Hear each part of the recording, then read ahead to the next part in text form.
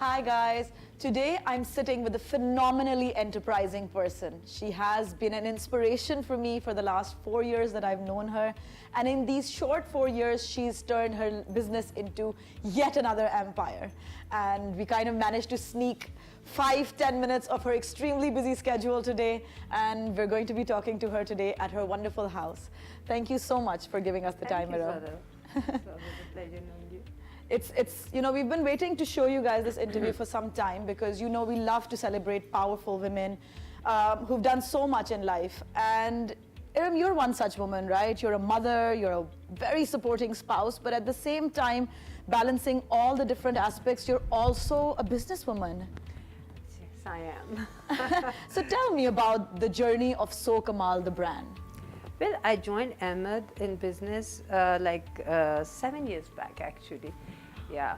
Well, I started working with him as a design director for his export business, where he's into we export bed linen and to a lot of countries in the world. So he was in that business, and he wanted me to join him, and so I learned a lot over there because I could differentiate between fabric and different countries, and there was a lot that was like, that learning curve that I had of actually working somewhere, Yes. practically. But how brave of you, right? I mean, I can understand that it must have been very daunting, very scary also in its own way. No, I don't think so. No, it wasn't scary. I think it's very comfortable because I was with him. He gave me, a comfortable place to work and my own department, and I was actually, that I wanted to do something like that. I was already doing my own setup. I had a small studio where I used to do some designing and some couture pieces I used to make, and I used to do some. I started with my with bed linen because we export such fine quality fabric to the whole world, and with that, you see, we have a lot of resources to provide the best fabric and the best quality because of those setup that we had. So when he took me over there, it was like, I was looking at it from another eye because I was supposed to just, check out, do marketing and get into that work. But I was, I took it into my own direction. You brought a whole new dimension to a business that had existed for so long, yeah. right? So, but I think I needed those 2 years to understand in which direction I really wanted to go. To explore myself, to understand what I wanted to do actually with my life. But you were already doing so much. I believe you have two wonderful children. And that, yes, I had kids, and because I was in the beginning years, I had a lot of free time because the kids were at school, so I studied. I used to study long distance learning. I used to do draughtsmanship, interior designing, textile. I did a lot. Wow. Yes, I did all So you were always very driven. Yes, I was. And it wasn't really, I didn't know what I want, but I just wanted to learn everything. And I did interior designing because we were making new houses, so I thought I should do this course. And then I used to do textiles because I learned mapping and making, all that in the office. And and all this experience finally accumulated at what you're doing right now. So when I went to work, it was, it all helped me because all that knowledge was there. So from all that I had. But I also see in your journey that you're almost a perfectionist, huh? You want to do everything well. You have this. Well, you need that, I think. People expect that from you. I mean, yes. I see you expect that a lot from of people are depending. I mean, I think that confidence we need to promote because a lot of see, I have 30 stores. I have more than maybe 7,000-8,000 people wearing my product every day, if I think like that. See, so all these women, for them, I think I need to be knowledgeable, to be on top of what I do, and they should have their faith in me that she's behind this and she's giving enough attention to it, and this would be, No, that's such a wonderful thing to note because not only are you so self-driven, you're also very humble. So I'm actually going to repeat what you just said. In literally 4 years, So Kamal's gone to over 30 stores right now? Yes, we have, alhamdulillah, yes.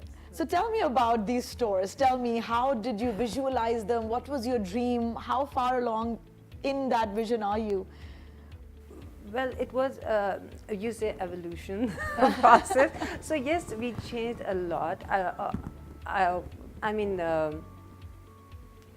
in the ideology, in the sense of the ideology behind the brand, because I started with the mostly because I was coming from that background of the text, the processing and the bed linen. Yes. So I introduced the something that wasn't in the market in the beginning. So that was the embroidered bed sets that we all, the lovely materials that we are exporting to the whole world. So we used, I still have that line, but that was one store. I started with one store. So I go to Ahmed one day and say, I want to do local business because I want to get into fashion business. So the first thing I introduced, I started with lawn and the bedding thing. Yes, I remember that. Yeah.